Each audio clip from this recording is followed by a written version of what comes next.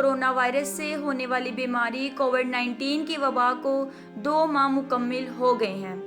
اب تک 13,304 کیسز کی تصدیق جبکہ 277 اموات ہو چکی ہیں۔ اس وبا پر قابو پانے کے لیے ملک بھر میں لاک ڈاؤن کیا گیا، جس میں وقتاً فوقتاً اضافہ بھی کیا جا رہا ہے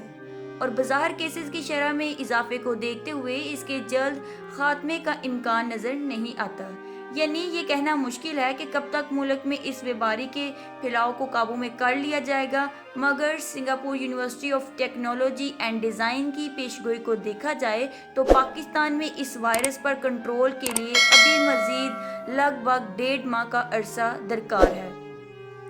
اس یونیورسٹی نے آرٹیفیشل انٹیلیجنس ڈیٹا کے تجزیے سے دنیا بھر کے ممالک میں کووڈ-19 کی وبا کے خاتمے کے وقت کی پیش گوئی کی ہے۔ اس مقصد کے لیے محققین نے مشتبہ مصدقہ ریکوائریاں SIR وبائی ماڈل کا استعمال کیا، جس کے لیے مختلف ممالک کے مشتبہ اور مصدقہ کیسز کے ساتھ صحتیاب افراد کے ڈیٹا کو استعمال کر کے دنیا بھر میں کورونا وائرس کی وبا پر قابو پانے کے دورانیہ کی پیش گوئی کی۔ سنگاپور یونیورسٹی نے پیش گوئی کی یا یوں کہہ لیں کہ تخمینہ لگایا کہ پاکستان میں اس وبا پر 8 جون تک 97% قابو پا لیا جائے گا۔ ڈیٹا کے مطابق پاکستان میں در حقیقت ابھی یہ وبا عروج پر نہیں پہنچی اور 27 اپریل سے یہ عروج پر پہنچنا شروع ہوگی، جس کے بعد کیسز کی شرح میں بتدریج کمی آئے گی اور 9 جون تک اس پر 97%، 23 جون تک 99% اور 1 ستمبر تک 100% تک قابو پایا جا سکتا ہے۔ یونیورسٹی نے واضح کیا ہے کہ پیش گوئی کے تخمینے کو روزانہ نئے ڈیٹا کی بنیاد پر اپ ڈیٹ کیا جا رہا ہے، جبکہ یہ تجزیہ اور تخمینہ صرف تعلیمی اور تحقیقی مقاصد کے لیے ہے جس میں غلطی کا امکان موجود ہے۔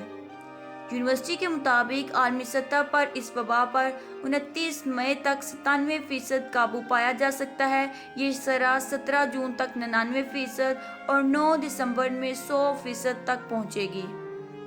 اس وبا سے سب سے زیادہ متاثر ملک امریکہ میں 11 مئی تک 97% قابو پایا جا سکتا ہے، جبکہ 100% کنٹرول 27 اگست تک ممکن ہوگا۔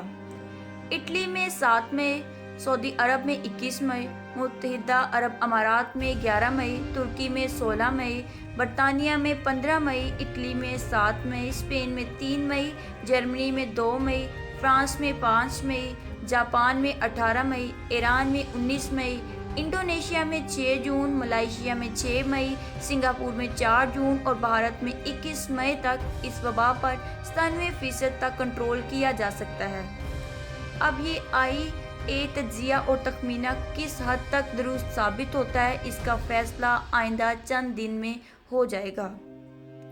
خیال رہے کہ ملک میں 26 فروری کو پہلے کیسز کے بعد 25 مارچ تک ملک میں کیسز کی تعداد 1000 تک پہنچی تھی، تاہم اس کے بعد سے آج 26 اپریل تک نہ صرف 10,500 سے زائد کیسز سامنے آئے ہیں بلکہ اسی عرصے میں تقریباً 200 سے زائد اموات بھی ہوئیں۔